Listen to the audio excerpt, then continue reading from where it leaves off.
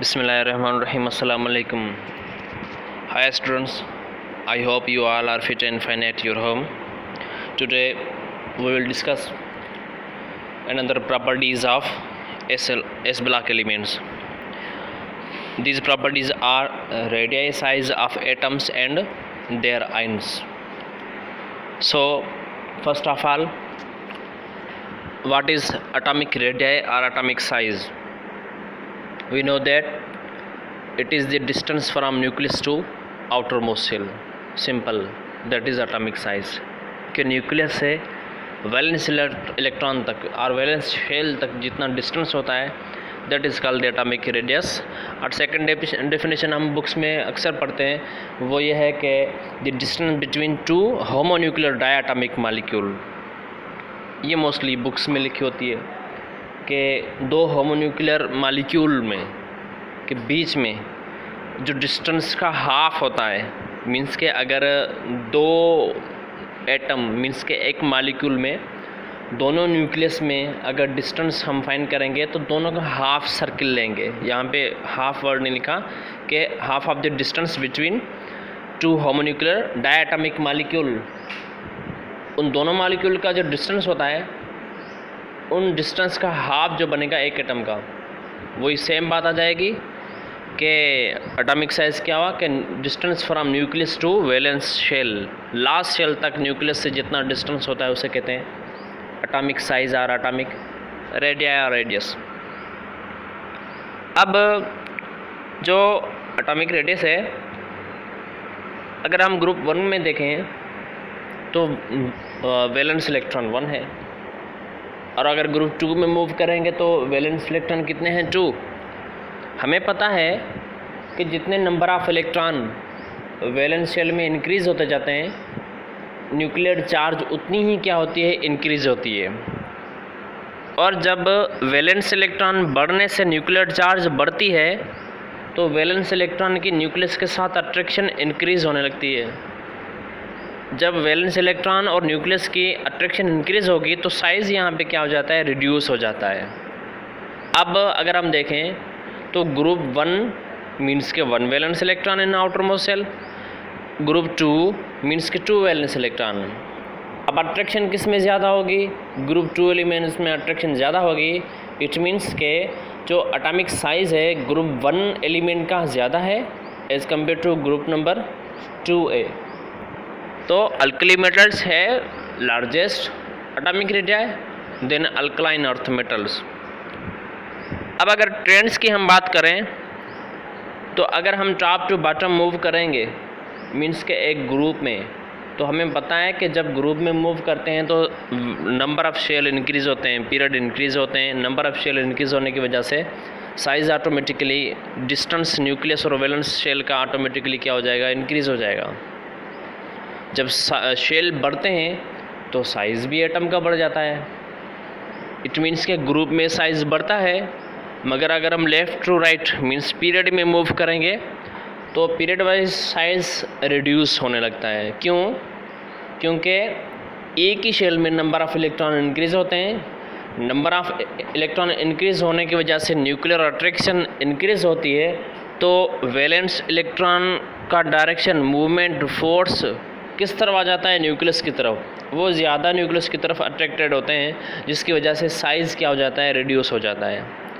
इसका मतलब है कि जब पीरियड में हम मूव करते हैं लेफ़्ट टू राइट तो साइज़ क्या हो जाएगा? रिड्यूस हो जाएगा. फर्स्ट ग्रुप एलिमेंट्स और 8 ग्रुप एलिमेंट को कंपेयर अगर हम करें तो ग्रुप 1 एलिमेंट का साइज़ ज़्यादा है और 8 ग्रुप के एलिमेंट का साइज़ क्या हो जाएगा?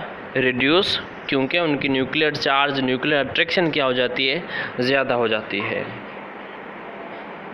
नेक्स्ट इज, अगर हम यहाँ पे वैल्यूज़ देखें अल्कली मेटल्स में lithium, sodium, potassium, rubidium and caesium है, तो lithium to caesium top to bottom group में अगर हम देखते हैं तो यहाँ पे लिथियम का साइज़ है 0.123, सोडियम का है 0.157, पोटेशियम का है 0.203 और रुबिडियम का है 0.216. इट मीन्स के यहाँ पे साइज़ क्या होगा? कंटिन्यूसली इंक्रीज़ हो रहा है. टॉप टू बॉटम शेल बढ़ रहे हैं तो साइज़ भी बढ़ रहा है। अगर हम लिथियम टू बेरिलियम मीन्स पे पीरियड में देखें तो लिथियम का साइज़ है 0.123 मगर बेरिलियम का साइज़ आ रहा है 0.0829। अब पीरियड वाइज क्या हो गया, साइज़ रिड्यूस हो गया क्योंकि लिथियम का एक वैलेंस इलेक्ट्रॉन है, अट्रैक्शन कम है, और बेरिलियम का 2 वैलेंस इलेक्ट्रॉन है तो अट्रैक्शन ज़्यादा होने की वजह से लिथियम से बेरिलियम का एटॉमिक साइज़ क्या हो गया, रिड्यूस हो गया। It means top to bottom size increase होता है और लेफ़्ट टू राइट साइड्स क्या होता है, डिक्रीज़। अब हमें पता है कि मेटल हमेशा इलेक्ट्रॉन क्या करते हैं, लूज़, क्योंकि उनके वैलेंस इलेक्ट्रॉन 1, 2 या 3 वो फ्री होते हैं, तो उनको इलेक्ट्रॉन लूज़ करना एज़ कम्पेयर टू गेनिंग से लूजिंग क्या होती है, ईजीली। इसलिए मेटल हमेशा इलेक्ट्रॉन लूज़ करते हैं। मेटल जब इलेक्ट्रॉन लूज़ करेंगे तो मेटल बनेंगे कैटाइन। अब मेटल एटम से कैटाइन बन गया, आयन बन गया। तो जो मेटल एटम बनता है, इस मेटल एटम का साइज़ बड़ा होगा as compare to metal ion से। क्यों?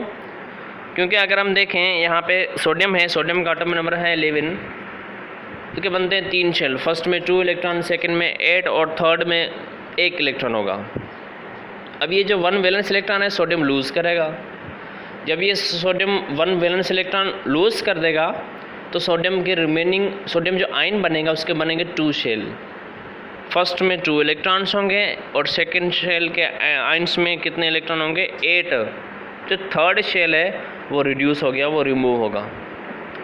अब अगर हम सोडियम को कंपेयर करें सोडियम आयन के साथ, मेटल आयन को कंपेयर करें पेरेंट एटम के साथ, तो आयन का साइज़ रिड्यूस हो जाता है मेटल एटम से पेरेंट एटम से।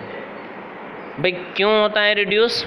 क्योंकि मेटल आयन में जो वैलेंस शेल होता है, वैलेंस इलेक्ट्रॉन के लूज़ होने की वजह से वो शेल भी क्या हो जाता है, रिमूव हो जाता है, तो मेटल आयन का साइज़ भी क्या हो जाता है, कम हो जाता है। इसीलिए साइज़ ऑफ कैटाइन्स रिड्यूस हो जाता है देन देयर पेरेंट एटम से।